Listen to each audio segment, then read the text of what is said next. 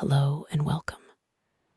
Welcome to a quiet corner of the past, a place where history is not a battle cry, but a whisper, a story to be unfurled slowly like an old map, its edges soft and worn.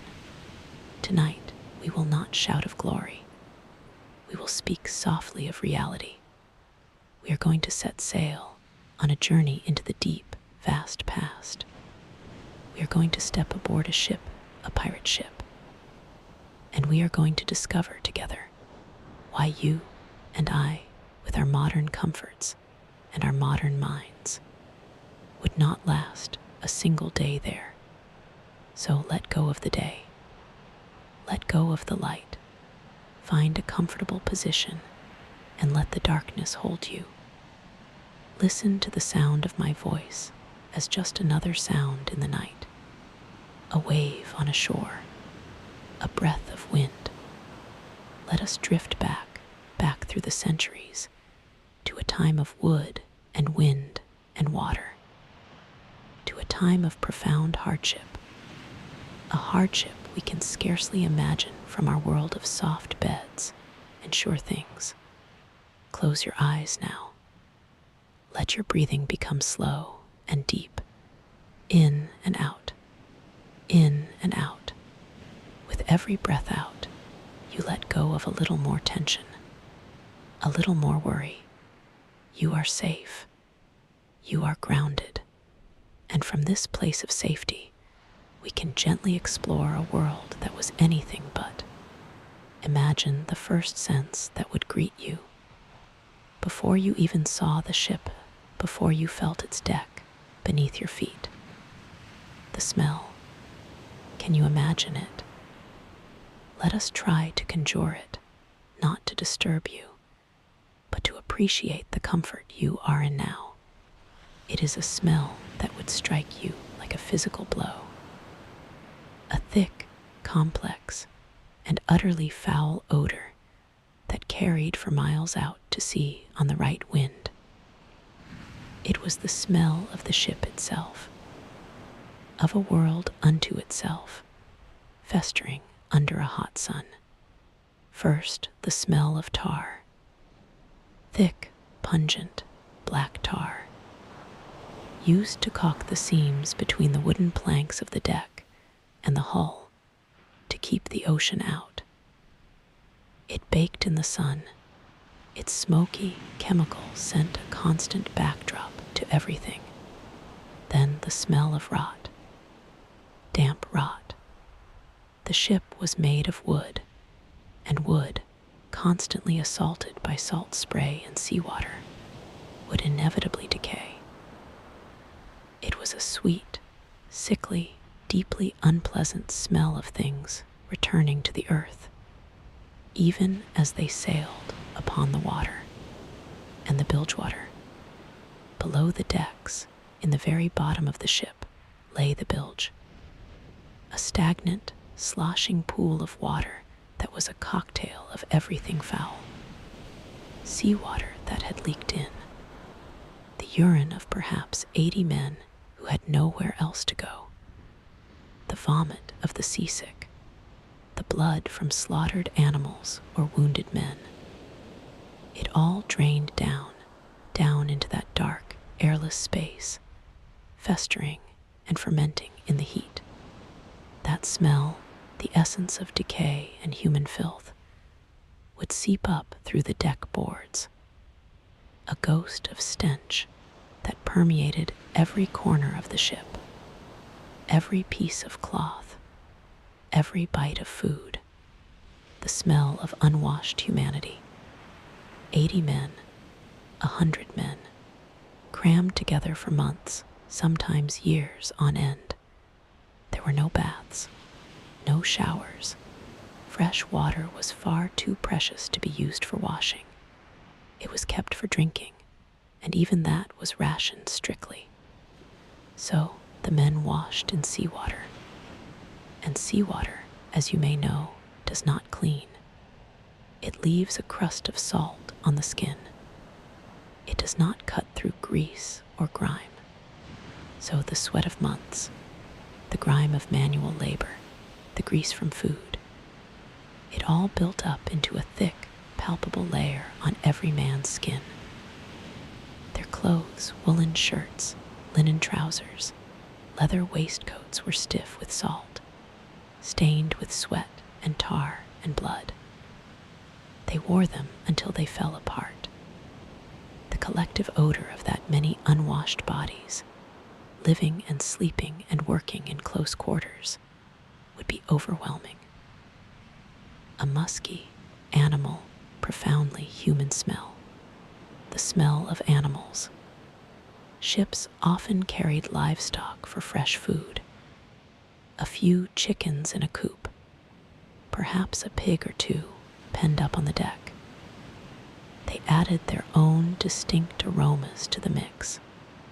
Their droppings, their fear, their feed, and the smell of cooking, of salted meat, often slightly spoiled, boiling in a pot, of weevily ship's biscuit, of fish, the smoke from the cook's fire trapped on the deck. This was the atmosphere. This was the air you would breathe from the moment you woke to the moment you tried, desperately, to sleep. It would be in your nostrils. It would coat your tongue. You would taste it in your food. It would be the first, greatest, and most constant assault on your senses. A modern person, accustomed to soap and deodorant and clean air, would likely be sickened by it, overcome by a nausea that never quite went away. This was your world, a world of stench. Let that thought drift away now, and let us move to what you would see. You open your eyes. Where are you? If you were a common sailor, you had no cabin, no room of your own. You slept where you could find space. On the deck itself, curled up on a coil of rope, your body rocking with the motion of the ship. Or perhaps you slung a hammock below decks, in the forecastle at the front of the ship. This was a cramped, dark, low-ceilinged space, packed tightly with other hammocks, swinging and bumping into one another with every roll of the sea. There was no privacy. None. Not for sleeping, not for dressing, not for tending to a wound, not for any private moment at all. Your life was a public performance, watched by everyone around you. You lived in a crowd, a perpetual, shifting crowd of men. The light was inconsistent. Below decks, it was a twilight world, lit only by the occasional flickering flame of a lantern or a candle. The air was thick, with dust motes dancing in the feeble light dust from the ship's biscuit, from the sand used to scour the decks, from the very fabric of the ship itself. It was a hazy, gloomy world, full of shadows that leaped and danced with the movement of the ship. On deck, the light could be blinding. The sun reflecting off a vast, endless expanse of water. The glare was intense, unforgiving. There was no shade, no respite. Your eyes would ache from it. And then, just as quickly, the sky could darken to a bruised purple and gray, and the world would become a crashing, chaotic nightmare of water and wind. The ship itself was not the sleek, clean vessel of paintings. It was a working machine, and it was dirty. The decks were stained and scarred. The masts, towering high above you, seemed to scratch at the sky, their complex web of ropes and lines, the rigging, a tangled forest against the sun. Sails, patched and yellowed, billowed and snapped. Everything was worn, used, battered by the sea. It was a place of incredible beauty in its way, a testament to human ingenuity, but it was a harsh, utilitarian beauty. There was nothing soft, nothing gentle. Everything had a purpose, and that purpose was survival against the immense, indifferent power of the ocean, and the ocean itself. That is what you would see most of all. An endless, terrifying, breathtaking expanse of water. Blue-green, gray, black, sometimes as calm as glass, sometimes a raging fury of white-capped waves. It was your road, your prison, and your constant, looming threat. It was everything, and it went on forever. To see nothing but water day after day, week after week, could play tricks on the mind. It could induce a profound loneliness, a feeling of insignificance, a special kind of madness they called cabin fever, or the horrors. The horizon was a perfect, unbroken line, a reminder of how small you were, how far from anything you knew. Now, what would you hear? Let us push the smells and the sights away for a moment and just listen. The soundscape of a pirate ship was never, ever silent. Even on the calmest night, the ship was alive with noise, the constant creaking and groaning of the wooden hull. This was the ship's voice, a symphony of stress and motion. Every plank, every joint, every nail protested against the water, against the wind in its sails. It was a sound of strain, a mournful, rhythmic song that went on every second of every day and night. To a new sailor, it was the sound of imminent collapse. To an old hand, it was the sound of the ship breathing, a familiar lullaby. But it was always there, the sound of the wind, a low whistle as it sped through the maze of rigging, a howl when it became a gale, the frantic flapping of a loose sail like a gunshot until it was hauled under control, the sound of water, the gentle, rhythmic lapping of waves against the hull when things were calm, a sound that could be soothing, perhaps, but also the terrifying crash of a wave breaking over the bow, sweeping across the deck, trying to wash everything and everyone overboard. The sound of men, grunts of effort as they hauled on a rope, shouted commands from the boatswain or the quartermaster, muttered curses, snatches of song or story during a rare moment of rest, the cacophony of battle, the roar of cannons, the screams of the wounded, the clash of steel. But we will visit that darkness later.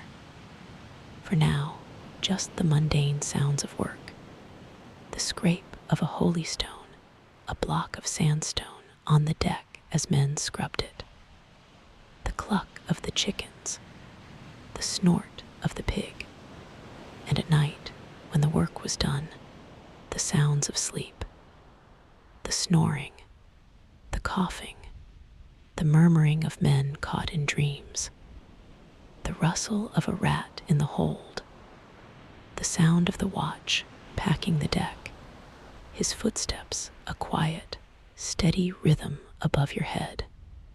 This was the world you entered, a world of unrelenting sensory assault, of stench, of glaring light and deep shadow, of endless water, and of perpetual groaning noise. It was a world with no softness, no quiet corner to call your own. This alone would be enough to break a modern spirit accustomed to privacy and peace and cleanliness. But this was just the stage, the setting. The real test was the work. Let us talk about the work. The endless, back-breaking, dangerous work that was the true currency of life at sea. There was no 8-hour day, no weekend, no union. You worked until the job was done, or you died trying. From the moment you were roused from your fitful sleep, often before dawn, by the shout of the boatswain or the shrill call of his whistle, your day was a series of brutal physical tasks. The most constant task was handling the sails. A ship is not a car. You cannot simply point it in a direction and go. It is a creature of the wind. To move, to change direction, to slow down, to speed up, required constant, manual adjustment of the vast, heavy sails high up on the masts. This meant climbing. You would have to swarm up the rigging, the rope ladders that led up the masts, out along the yards, the great horizontal beams from which the sails hung. You did this in all weather. In the blistering sun, the wooden yard could be hot enough to burn your hands. In a storm, it was wet, slippery, and lashed by wind and rain. The ship would be pitching and rolling violently beneath you. One missed handhold, one slip of the foot, and you would fall. A fall to the deck below meant almost certain death, a broken body on the hard planks. A fall into the sea often meant being left behind, the ship unable to turn back for you in time, your shouts swallowed by the wind as you watched your world sail away without you. And what were you doing up there? You were hauling on ropes. Everything on a ship was done by muscle power. To raise a sail, a team of men, a dozen or more, would have to grab a heavy rope, a halyard, and pull, heaving in unison, their bodies straining, their muscles screaming, their hands becoming raw and blistered, until the heavy, waterlogged canvas crept up the mast. To change direction, you had to brace the yards around. This was one of the most difficult tasks. Men would have to push against the wind itself, leaning their whole weight against the yard, feet scrambling for purchase on the footropes below it, while the ship tossed beneath them. It was a ballet of pure force, performed 100 feet in the air. On deck, the work was just as hard. There were ropes everywhere, miles of rope. Each rope had a name and a purpose. Learning them was a language in itself. The sheets, the braces, the clewlines, the buntlines. You would haul on these ropes, your hands quickly becoming calloused and tough, scarred with rope burns that could tear the skin clean off. You would man the pumps. Ships leaked. It was a fact of life. Water constantly seeped in through the seams. In a storm, it could pour in. So, teams of men would take turns at the pumps, great crank handles that required 2 men to operate, working for hours on end to keep the ship from filling with water. It was monotonous, exhausting labor, your arms and back burning with fatigue. But you knew you were pumping for your very lives. You would stand watch. 4 hours on, 4 hours off. That was the traditional watch system. But your 4 hours off were not free time. They were for eating, for tending to your gear, and if you were lucky, for sleeping. But sleep could be interrupted at any moment for all hands on deck. A sudden squall could blow up, requiring every man to scramble to take in sail.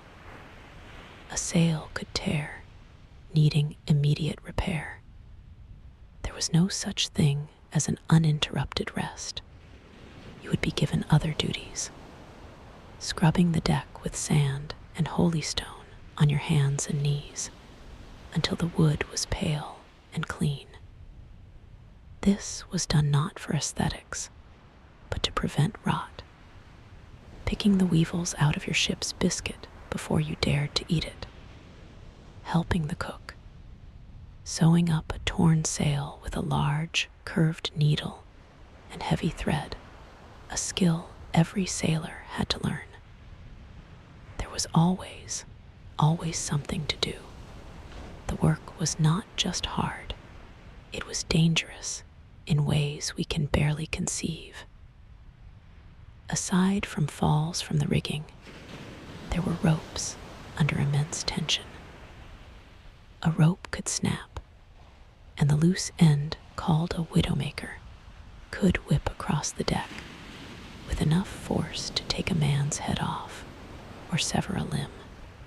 A loose barrel or piece of equipment sent flying across the deck by a sudden lurch of the ship could crush a man.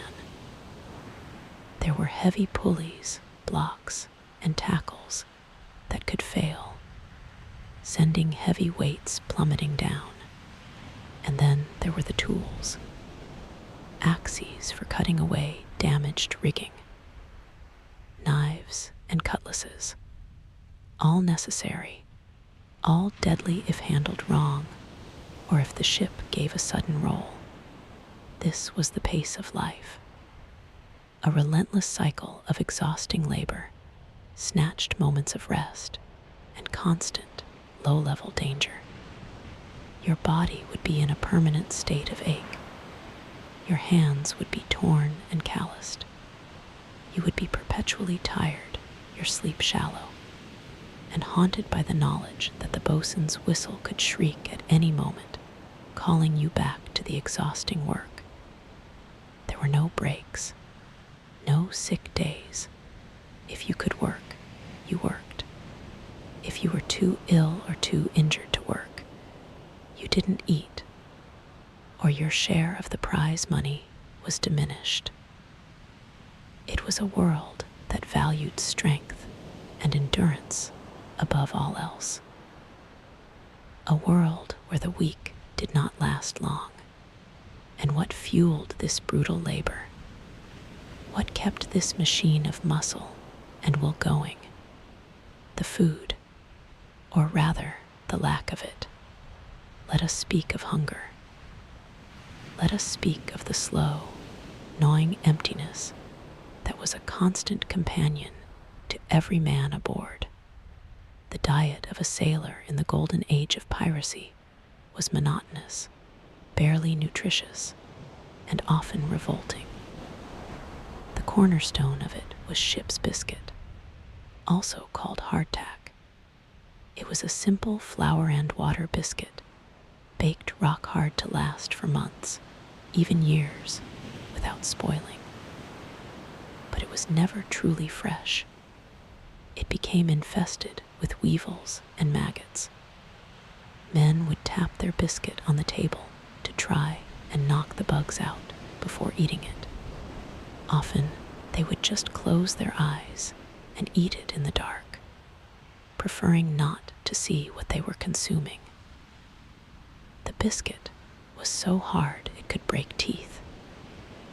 Sailors would often dunk it in their watered-down beer, or in a thin gruel called burgoo to soften it enough to eat. The other main staple was salted meat, salted beef or salted pork. It was stored in barrels and was so tough and salty that it was nearly inedible. It was often years old, having made multiple voyages before being served.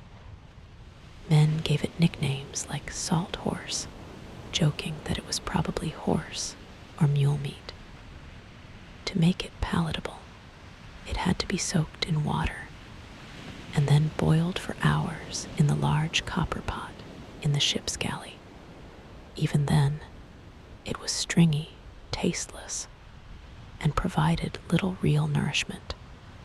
There was very little fresh food, no fruits, no vegetables. This lack of vitamin C led to the dreaded disease scurvy. Scurvy would cause a man's gums to swell and bleed, his teeth to loosen and fall out. Old wounds would reopen. He would become lethargic, depressed, and weak. Eventually, he would die a slow, painful death. It was the scourge of sailors for centuries. Pirates, who often had better access to ports and could plunder fresh food from their prizes, sometimes suffered less from scurvy than naval sailors. But it was always a threat. It was as bad as the food. The water, stored in wooden casks, would quickly become slimy, green, and foul-tasting. It was alive with algae and bacteria. To mask the taste and to make it marginally safer, men drank alcohol. They were given a daily ration of beer or rum or a cheap wine called grog. This constant, low-level intoxication was a part of daily life. It numbed the senses to the hardship and the stench and the fear. But it also led to dehydration, poor judgment, and violence. Mealtimes were not a pleasure. They were a necessary refueling of the human machine. You ate the same terrible food day after day, week after week, while your body craved freshness, crunch, flavor. The hunger was not just for calories, but for variety, for something that didn't crawl, for something that didn't taste of salt and decay. This constant, grinding deprivation wore a man down. It sapped his strength, clouded his mind, and made him irritable and short-tempered. A disagreement over a piece of meat or a stolen sip of rum could escalate into a deadly fight. You were always hungry, always a little bit sick, always dreaming of a fresh orange, a crisp apple, a loaf of bread that was actually soft. This alone, the relentless poor diet, would break a modern constitution, used to abundance and variety and cleanliness. But perhaps the greatest challenge, the one that would truly ensure we would not last, was the psychological toll. The mind, in such an environment, was under siege. We have spoken of the lack of privacy, the constant grinding noise, the ever-present danger. But there was more. There was the sheer, utter boredom. For all the frantic activity of a storm or a battle, there were long, long stretches of nothing. The endless, empty horizon, the same faces, the same stories, the same routines. The mind would turn inward. It would play tricks. Men would become superstitious, seeing omens in the flight of a bird or the shape of a cloud. They would become paranoid, suspecting their mates of stealing from them, of plotting against them. This boredom could be punctuated by moments of sheer, pants-wetting terror. A storm rising on the horizon. The sight of another ship, was it a friend, a merchantman to be plundered, or a naval warship here to hang you all? The cry of man overboard, the sound of the ship's timbers groaning louder than ever before, threatening to split apart. The emotional whiplash between soul-crushing monotony and heart-pounding fear was enough to shatter a man's nerves. There was no therapist to talk to, no way to call home, no escape. Your world was this wooden tub, these 80 men, and the vast, uncaring sea. You were trapped. And then there was the violence. This was, after all, a pirate ship. Its business was violence. The threat of it was always in the air. Disputes were not settled in court. They were settled with fists, with knives, sometimes with pistols. The captain's authority was absolute and was often maintained through fear and brutality. Floggings were common punishment for minor infractions. A man could be tied to the mast and whipped with the cat o' nine tails, a whip with 9 knotted tails that could strip the flesh from his back. And then there was battle. The real, horrifying reality of naval combat in the age of sail. It was not a clean, quick affair. It was a slow, terrifying, and brutally intimate process. First, the chase. Hours, sometimes days, of trying to catch up to a merchant vessel. The tension would build and build. Then, the firing of a warning shot across their bow. The hope that they would surrender without a fight. If they didn't, the true horror began. The roar of your own cannons. The ship shuddering with each blast. The scream of incoming cannonballs smashing through the wooden hull, sending deadly splinters, long, sharp shards of wood flying across the deck like shrapnel. A splinter wound could be just as deadly as a cannonball itself. Then the boarding, the two ships crashing together, the frantic, terrifying scramble over the rails, cutlass in hand, into a chaotic melee of shouting, screaming men.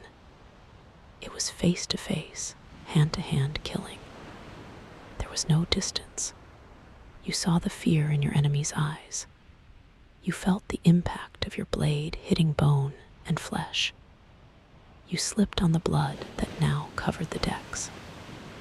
The air was thick with the smell of gunpowder, of blood, of fear. This was the reality. Not a swashbuckling adventure, but a bloody, traumatic butcher's job. To survive it, a man had to shut down a part of his humanity. He had to embrace the violence, and afterwards, he had to live with what he had done and what he had seen, surrounded by the same men who had done it with him, with no outlet, no processing, no relief. The psychological scars would run deep, manifesting as nightmares, a quickness to anger, a hollow emptiness behind the eyes. All of this, is why you would not last a day on a pirate ship. The sensory assault, the back-breaking labor, the terrible food and constant hunger, the profound boredom punctuated by sheer terror, the violence, both threatened and real, the loss of privacy, of comfort, of safety, of self. It was a life that demanded a toughness of body and spirit that is almost extinct in our modern world. It was a life of profound hardship, chosen by men who often had no better choice, escaped indentured servants, former slaves, unemployed sailors, desperate souls for whom the harsh democracy of a pirate ship was a better option than the tyrannies they left on land. They were not heroes. They were not villains. They were men. Flawed, brutal, desperate, courageous, complex men, trying to survive in a world that gave them no quarter. And so, as you lie here in your soft bed, in the quiet and the dark, you can appreciate the immense comfort and safety that surrounds you. The clean air, the silence, the peace, the certainty of your next meal, the privacy of your own thoughts. Let the reality of their world make you more grateful for yours. Let the hardship they endured make your own comforts feel deeper, richer, more valuable. You are safe. You are warm. You are fed. You are clean. And as you feel that gratitude, let it relax you even further. Let your breathing become even slower, even deeper. Your body is heavy, so heavy, sinking into the mattress. The past is just a story now, a whisper, a dream. The creaking of the ship is fading away, becoming the gentle sound of the house settling around you. The smell of the sea air is now clean and fresh. The wind in the rigging is just the gentle hum of a distant appliance, or the whisper of air through a vent. You are here, in the present, in a time of incredible peace. Your eyelids are so heavy now, too heavy to open. The darkness behind them is soft and warm and welcoming. You are drifting, drifting away from the past, drifting on a calm, quiet sea towards sleep. Let the ship sail away into the mists of history. Let the pirates become ghosts, their shouts fading to echoes, then to silence. All that is left is the quiet, the deep, deep quiet. And in that quiet, you rest. You are so tired, so ready for sleep. Let it come now. Let sleep wash over you like a gentle, peaceful wave. You are safe. You are home. Sleep now. Just sleep.